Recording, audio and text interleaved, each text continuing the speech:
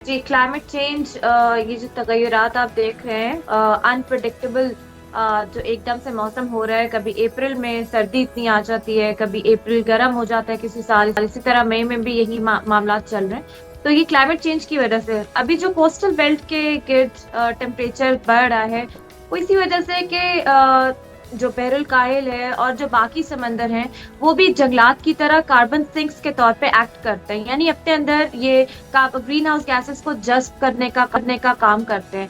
उनमें इस साल के शुरू में ही साइंटिस्ट ने ये एनोमली देखी है कि वो गर्म होना शुरू हो गए समंदर। तो जब समंदर गर्म होते हैं तो फिर उस वजह से हीट वेव्स और ये गर्म हवाएं और गर्मी की शिद्दत में इजाफा, यहाँ तक कि शाम के टाइम भी गर्मी की शिद्दत में इजाफा रहता है। अभी यही चीज कराची में नोट की जा रही है, वहां शाम को कम से कम ठंडक महसूस होती थी समंदर की हवा की वजह से, लेकिन अब वहां पे शाम को भी टेम्परेचर जो है उसमें कोई खास कमी नहीं आ रही। तो ये इस वजह से ये मामला है। सेकेंडली, इसी साल एक मसला होता है कि जो वेदर पैटर्न होते हैं, वेदर के मॉडल्स होते हैं, वो हर महीने चेंज हो सकते हैं, उसकी प्रोबेबिलिटी ही बताई जा सकती है कि ये इतने फीसद चांस है। लेकिन ये जो हमारे मौसमियात के इदारे हैं, उनको बहुत केयरफुल होकर प्रिडिक्शन करनी होती है। कोई भी चीज 100% आप नहीं कह सकते कि ऐसा ही होगा।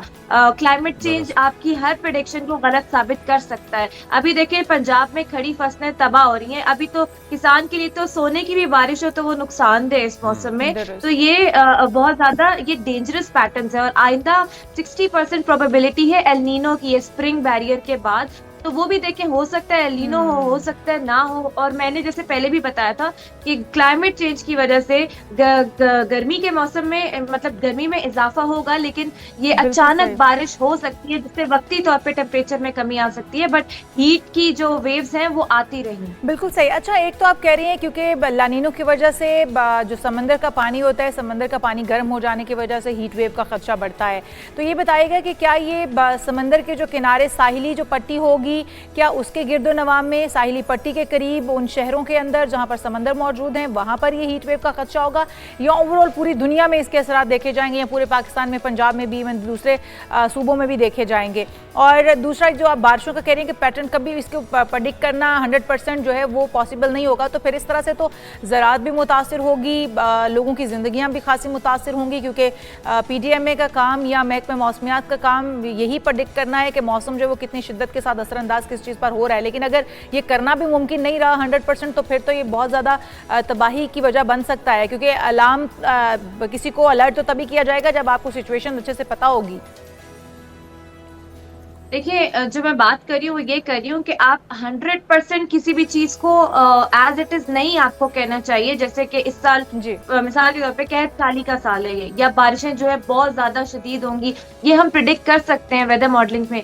लेकिन अचानक से मौसमियाती तब्दीली के बारे में ये कह देना कि गर्मी की शिद्दत में जो है वो इस साल बारिशें उस तरह नहीं होंगी, या मतलब आपको ना कोलैबोरेशन के साथ चलना चाहिए, सैटेलाइट मॉडलिंग के साथ, प्राइवेट सेक्टर के साथ कोलैबोरेट करें। क्योंकि अब आपको पता है कि हमारे मुल्क में सिर्फ महकमा मौसमियात प्रिडिक्शन नहीं कर रहा होता, प्राइवेट सेक्टर के भी इदारे हैं जो इसमें स्मॉल मीडियम एंटरप्राइजेस हैं, क्लब करके प्रिडिक्शन दें, और ऐसी प्रिडिक्शन दें जिसमें लोगों को और किसानों को खासतौर पे नुकसान ना उठाना पड़े। जैसे अचानक बारिश, तो उससे पहले किसानों को क्या करना चाहिए, इस साल अगर गर्मी पड़ती है तो लोगों को क्या करना चाहिए। ये नहीं कह देना चाहिए कि कोई हीट वेव्स नहीं आ रही तो आप लोग इतना वो एल नीनो ये बात आपकी ठीक है तो डॉक्टर ज़हरा साहबा, कि हमें हतमी तौर पे कोई भी ऐसी फोरकास्ट नहीं करनी चाहिए जैसे किसी जो हमारी ज़राअत का शोबा है उसको नुकसान पहुंचे, बाकी मामला भी इससे मुतासर हो। लेकिन अभी क्या करना होगा, अपने आलात को भी अपग्रेड करना होगा, लेकिन पेशगी इक़दाम क्या क्या करने होंगे? जो पैट्रन्स हैं हमारे, चाहे वो काश्तकारों के हों या बाकी सारा जो मुल्क का निज़ाम है, उसको किस तरह से रीशेड्यूल किया जाए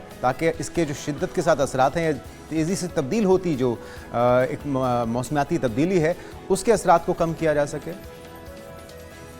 बिल्कुल, मौसमियाती तब्दीली की रिक्वायरमेंट ही है कि आप पेशगी इकदाम करके रखें, और हर चीज को प्रोबेबिलिटी के साथ आपके पास प्रेपरेशन उसकी होनी चाहिए।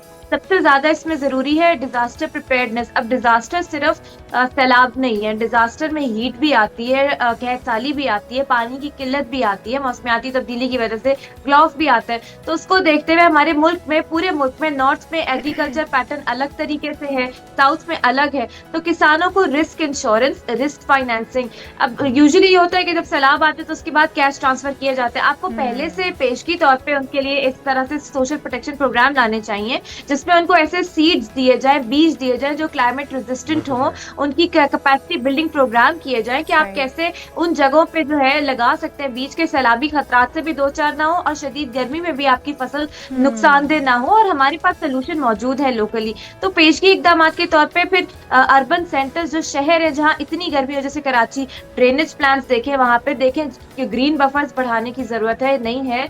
कोस्टल बेल्ट में भी आप मुझसे पूछ रही थी क्या ये सिर्फ कोस्टल बेल्ट तक रहेगा, नहीं, ऐसा नहीं है। जो जितने शहर है पाकिस्तान के इस वक्त नॉर्थ से साउथ से लेके सब क्लाइमेट चेंज की लपेट में है, यही हमारी वल्नरेबिलिटी है। लेकिन अनफॉर्चुनेटली हमारी अपनी मिसगवर्नेंस की वजह से ये वल्नरेबिलिटीज बढ़ रही।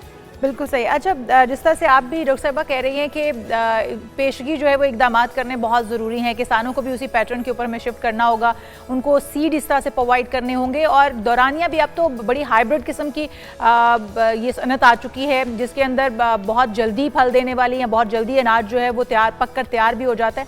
हमें इस पैटर्न पर भी शिफ्ट होना होगा ताकि ज़्यादा से ज़्यादा अनाज इन मौसमियाती तब्दीलियों से निमटते हुए हासिल किया जा सके, ताकि फूड क्राइसिस ना हमें सामना करना पड़े। दूसरा जो हम देख रहे हैं कि चेयरमैन एनडीएमए कहते हैं कि आफात हैं, खतरात भी हो सकते हैं, इसके अंदर वो कहते हैं कि जंगलात में आतिशज़दगी भी हो सकती है, हीट वेव भी हो सकती है, सैलाबी सूरत हाल से भी निमटना होगा। तो इसके लिए टेक्नोलॉजी का इस्तेमाल जो है वो कहते हैं कि ज़्यादा से ज़्यादा होना चाहिए। किस तरह की टेक्नोलॉजी की तरफ वो इशारा कर रहे हैं जो इस्तेमाल होना चाहिए, और टेक्नोलॉजी के इस्तेमाल से इन तमाम चीज़ों से किस तरह से निपटा जाएगा?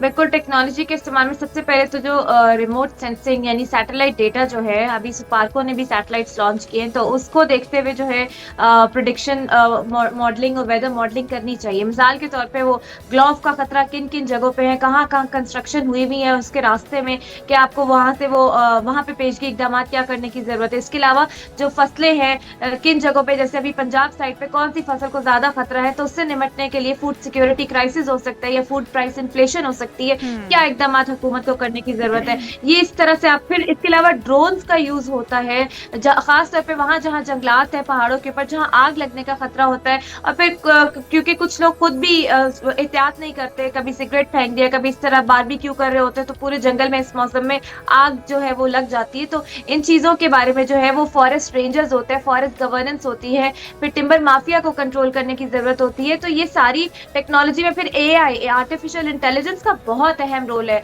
कि अगर आज हम ये इंटरवेंशन करते हैं पेशगी इकदाम के तौर पे, तो आइंदा 5 सालों में हम क्या बेहतरी देख सकते हैं। तो ये इस तरह डेटा की प्रोजेक्शन, विजुअलाइजेशन, इस तरफ जो है उनका इशारा है, और कोलैबोरेशन जो है इज द की कि हम किस तरह इंप्रूव कर सकते हैं अपनी फोरकास्टिंग और मॉडलिंग। अच्छा डॉक्टर साहब, अब वैसे तो जिस तरह आप भी कह रही हैं हम भी उसी पर इत्तेफाक करते हैं कि हतमी तौर पे हम कुछ भी नहीं कह सकते, लेकिन अभी तक के जो पैटर्न्स इस साल के आगाज़ से अभी तक दिखाई दे रहे हैं, पिछले साल भी खुशसाली की बात की गई, लेकिन प्री मानसून शुरू हुआ, गर्मी की शिद्दत चंद दिन के अलावा उस तरह से महसूस ही नहीं हुई, और भरपूर बारिशें हुई, फिर सैलाबी सूरत हाल भी बाज़ इलाकों में रही। इस बार अभी तक के हालात को देख के आपको क्या लग रहा है कि ज़्यादा बारिशों के चांसेस हैं, प्री मानसून वक्त से पहले शुरू हो जाएगी, खुदा न खास्ता सैलाबी सूरत हाल के ज़्यादा चांसेस हैं, या फिर खुशसाली, या फिर गर्मी या हीट वेव्स का एलिमेंट हावी रहेगा?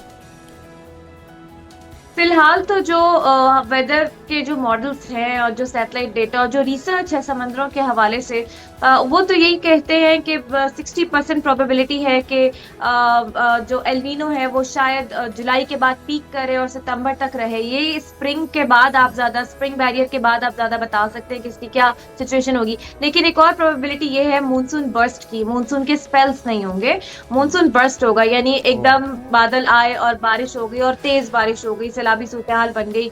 तो एल्नीनो अगर होता भी है, गर्मी शदीद पड़ती भी है, तो ये इसका मतलब नहीं है कि सैलाबी सूरत हाल नहीं होगी।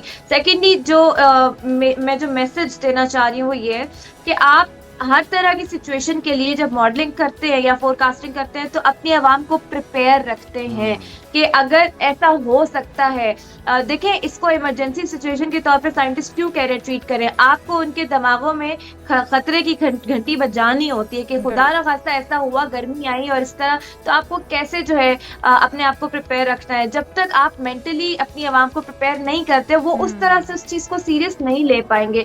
इसीलिए जरूरी है कि आपकी वेदर फोरकास्टिंग में ऐसे मैसेजेस हों कि आवाम हर सिचुएशन के लिए प्रिपेयर्ड रहे और उनको पेशगी इकदाम भी बताए जाएं कि अगर इतनी गर्मी पड़ती है तो आपको क्या करना है।